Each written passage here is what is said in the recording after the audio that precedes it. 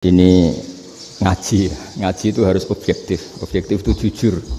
Jadi bisa saja korbannya ayah saya, bisa rektornya, bisa semuanya. Tapi korban dengan makna yang bagus.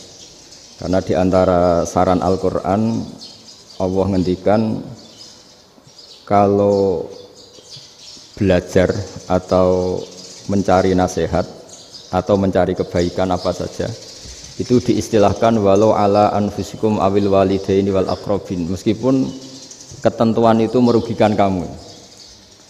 Jadi ketentuan apapun yang merugikan kita harus tetap kaji meskipun itu tidak menguntungkan kita.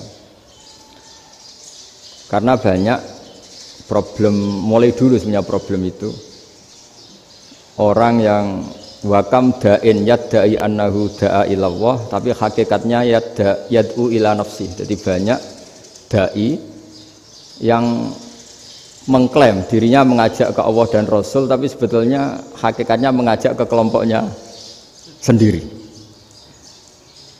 Saya ini termasuk kiai yang masih orisinil. Artinya orisinil gini, suatu saat atau kapan saja saya kok sudah tidak laku jadi kiai, asal Islam jalan tetap senang, karena nggak penting yang populer saya apa enggak itu tidak penting, yang penting agama ini tetap jalan. Sama, negara ini harus jalan siapapun presidennya. Ya, ini penting saya utarakan karena perbedaan antara nafsu dan komitmen beragama itu tipis sekali. Sehingga dulu pernah ada cerita, ini bukti keadilan Rasulullah SAW. Pernah suatu saat Nabi itu ngaji, yang ngaji seperti ini. Terus ada pemuda dengan cueknya ngelewati masjid yang sedang dipakai Nabi ngaji. Singkat cerita semuanya ngomel ya, bergumam. Celaka betul pemuda itu, ada Nabi ngaji kok tidak ikut ya. Tapi Nabi secara besar hati ngendikan, ini ada di beberapa kitab di Fadhailul Kasbi, keutamaan kerja. Kata Nabi, pemuda itu mau mencangkul di lahannya. Jika dia mencari nafkah untuk keluarganya, untuk kebaikannya, maka itu bagian dari ajaranku. Jadi Nabi berbesar hati bahwa kerja seperti itu bagian dari ajarannya. Jadi tidak harus datang ke majelis ngaji. Dan bisa saja yang sedang hadir itu ya orang yang hindari istrinya minta belanja, dari ngaji terus benar dituntut belanja kan gitu. Mungkin anak-anak UMM yang kesini daripada tengok-tengok yang Malang bosen jalan-jalan ke Rembang gitu. Ya, jadi nggak mesti benar juga niatnya gitu. Jadi ya sama itu. Jadi kalau di dunia kiai yang masih orisinil itu nafsu itu benar-benar dilatih. Maka masyhur dalam cerita ada orang perang sama Ali radhiyallahu anhu.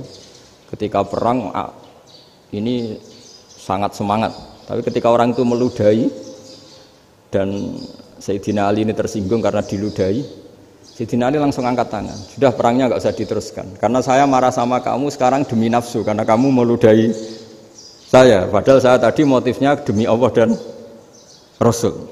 Jadi sangat tipis bedanya kita emosi karena diri kita dan emosi karena Allah dan Rasul. Sehingga ketika diludahin ini terus beliau mikir jangan-jangan perang saya karena saya diludahin. Nah, yang hilang dari peradaban modern adalah Allah itu tidak begitu hadir di hati kita. Saya sering cerita di mana-mana, teks hadis itu sebenarnya berbunyi gini, ini hadis sahih. Mangka na yu'minu billahi wal yaumil akhir fal yukrim jarohu. Ada yang fal yukrim jarohu dhaifahu, ada yang fal yakul khairan aw yasmut. Siapa yang iman dengan Allah dan Rasul maka harus memuliakan tetangganya, memuliakan tamunya. Dulu itu ada seorang ulama dipanggil anak muda, dibully terus sekarang. Wahai kiai, datang ke rumah saya. Datang kiai itu. Setelah sampai ke rumah orang itu, silakan kiai kembali ke rumahnya. Saya tidak butuh kiai. Kiai itu dengan riang kembali. Setelah di rumah dipanggil lagi. Pak Yai, silakan datang ke rumah saya. Datang lagi. Ya senyum-senyum kiainya santai. Wah, nggak jadi butuh Pak Yai. Silakan kembali lagi. Sampai 3 kali. Oh itu kalau rektor digitukan marah itu. Dosen marah. Kiainya santai. Santai, senyum-senyum, rileks. Ketika ditanya, kenapa Pak Yai tidak tersinggung? Jawabannya unik. Anak muda, saya ini senang sekali nuruti perintah Allah, disuruh menghormati tetangga. Sehingga ketika Anda manggil ya saya datang. Ketika Anda nyuruh pulang ya saya pulang, saya senang sekali nyenengkan tonggo. Dan itu perintah Allah, jadi tidak ada hubungannya dengan kamu. Wah pemudanya nangis minta dimaafin. Kalau kita kan enggak, kita ini dosen, kiai, mungkin kita doktor, mungkin kita profesor. Tapi kita ini sering didikte oleh orang bodoh. Kalau orang bodoh itu jengkel, lo kita ya jengkel. Lo kamu jengkel, dijengkelkan orang bodoh itu namanya terdikte. Itu bodoh apa pinter? Oh itu tidak pinter sama sekali. Kalau betul-betul kamu pinter hanya bisa didikte oleh Allah Subhanahu wa Ta'ala. Jadi antara hukum Allah apa? Wa ahsin man asa'a ilaika, berbuatlah baik sama orang yang berbuat buruk sama Anda. Itu dikteannya Allah.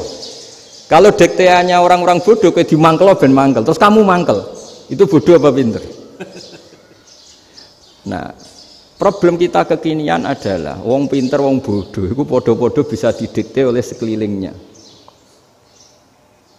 Terus karuan wataknya perempuan seperti itu, wataknya anak-anak seperti itu, kita didikte. Anak-anak jengkelin kita mangkel, berarti kita didikte oleh orang bodoh. Makanya agama itu unik, kadang ngendikan wa ahsin man asa'a ilaika, kadang wasil man qata'aka, sambunglah orang yang memutus kamu. Karena dengan demikian kita hanya didikte oleh Allah Subhanahu wa Ta'ala, bukan didikte oleh hukum sosial. Cara Jawane nak ngapiki tangga sing apik akeh tunggale. Berbuat baik sama yang berbuat baik pada kita itu mbok orang fasik ya seperti itu, maling ya seperti itu, sama. Tapi kalau berbuat baik sama orang yang berbuat jelek sama kamu itu baru luar biasa. Dan memang teksnya hadis wa ahsin man asa'a ilaika, berbuat baiklah sama orang berbuat buruk sama kamu. Jadi nggak boleh orang didikte. Makanya ngaji di sini diantaranya saya akan cerita dalam sebuah hadis sahih, dalam hadis hasan yang diriwayatkan Imam Tirmidzi ada kalimat dari Rasulullah SAW. Dawe Nabi, la takunu imma'atan taquluna in ahsanan nasu ahsanna wa in zalamu zalamna walakin watti'u anfusakum in ahsanan nasu an tuhsinu wa in asa'u alla tazlimu. Kamu jangan jadi orang yang mudah diombang-ambingkan oleh orang sekeliling kamu, yaitu kamu mengatakan jika orang baik ke saya akan baik, jika orang buruk ke saya juga akan membalas buruk. Itu namanya Anda didikte. Tapi berkomitmenlah kamu akan berbuat baik meskipun orang lain berbuat buruk. Nah sekarang logika sosialnya begini. Kalau di Indonesia itu ada 1000 kiai, ada 1000 profesor yang ingin membenahi Indonesia. Rata-rata orang awam itu semau gue. Terus mereka mendikte kita.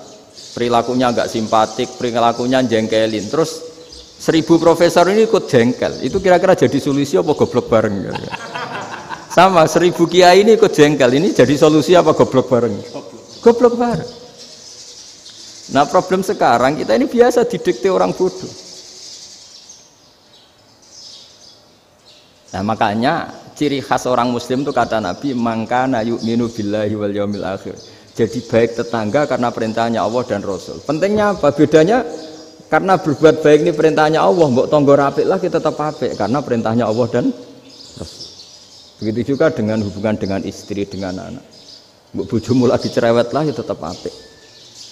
Karena dengan cara itu kita hanya tunduk kepada Allah dan Rasul. Tapi kalau kamu, istri saya kalau baik ya saya baik, kalau enggak ya enggak. Berarti Anda didikte oleh perilakunya dia. Itu latihan, ya kalau dalam bahasa pondok latihan jadi wali itu yang paling berat.